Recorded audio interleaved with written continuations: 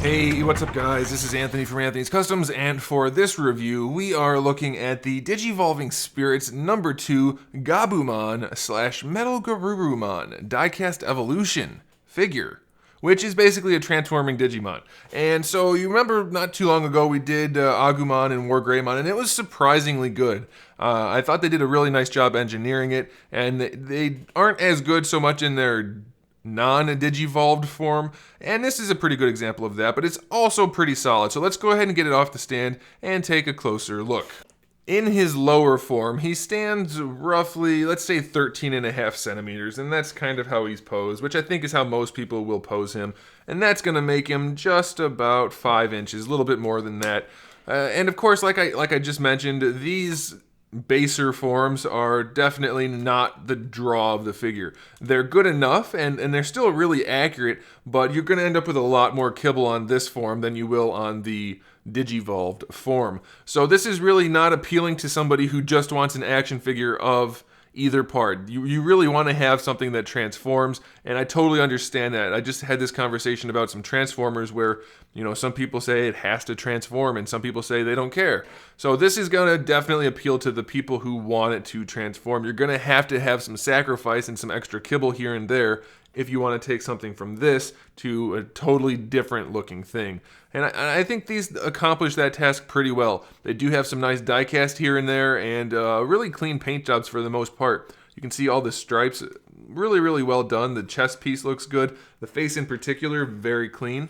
And so yeah, I mean, it's definitely very well executed for what it is. You have to realize, though, that you're not just buying like a Gabumon figure that's going to look exactly like him. It has to have some kibble on there. So I guess you can make your argument that it looks bad because of that, but to me that's a silly argument to make, being that it's a transformer. So I'm just going to run through the articulation on this guy real quick, then I will transform it off screen. You don't need to see that. That's part of the fun for you to figure out, and it would just be a really long video for no reason. So articulation for the head. It kind of wiggles a little bit, but it's not really meant to because of the hinge in the back of the neck, so be aware that it's not really going to do anything. These guys are on ball pegs, so you can move them around however you want to. Soft plastic, mostly, so you won't worry about breaking them. Ball peg for the shoulder, you can move these around.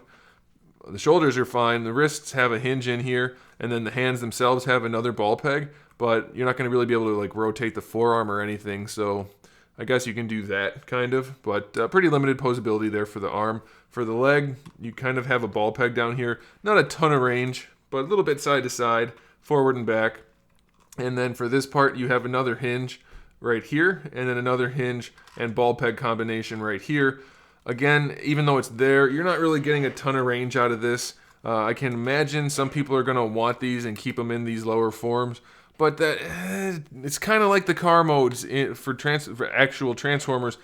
They're good enough, but they don't look like what they're supposed to for the most part for the sacrifice for the more popular version, generally speaking, of course.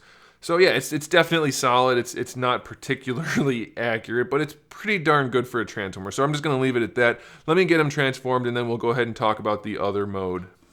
Okay, so we have him transformed into METALGARURUMON, and lengthwise, including the tail, he's about 7.5 inches, which makes him just about 20 centimeters. If you want to measure up to like the shoulder area, you're looking at about 11, which makes it just about 4.5. And as I was saying about Agumon and Wargreymon, this mode is the one that clearly got the focus. It's very well executed. There's almost no kibble. I mean, you have some things like you see the feet up here, but it's mostly still accurate, and that's really it. That's really the only problem on this guy. Sure, this part could look a little bit more accurate, but overall, it is very well executed, and they did a great job with the paint again. The face looks really nice, very clean. I love the eyes on there and the 01.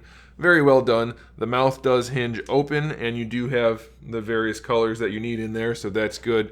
Articulation-wise, the head's pretty much just on a hinge, so it'll look up and down. These guys are on ball pegs, so they can move around a little bit. I think this piece right here might be die cast. It does feel like it, but that doesn't really matter either way, but it's just kind of cool if it is. The shoulders right here are on big old ball pegs. You have, essentially, it's actually just a ball peg right here, but it works like a hinge with a little bit of play in it for the elbow, I guess you could call it. And then down here, you have a hinge inside there, a ball peg down here, and then another hinge. but it's gonna mostly just work like another hinge. But you get pretty good range out of that. You do have a ball peg for the hip. You have another hinge back here, and then you have another hinge for the foot. Be careful though, as you pose it, the hand will pop out. You just want to tuck that back in. A little bit of kibble on the very back. Of course, you can see the hands in there, but you can just ignore that. So yeah, it's really, really solid. I think it's surprisingly good. For me, I'm not personally one that needs them to transform, so I would be more inclined to buy just an action figure. But for people that want them to transform, these things are really, really impressive, and they do have a nice size to them for the price point.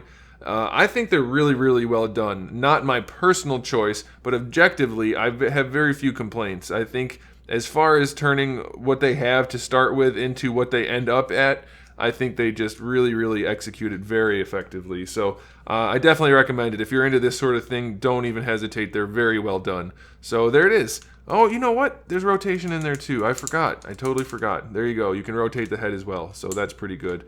A little bit of side to side. Huh.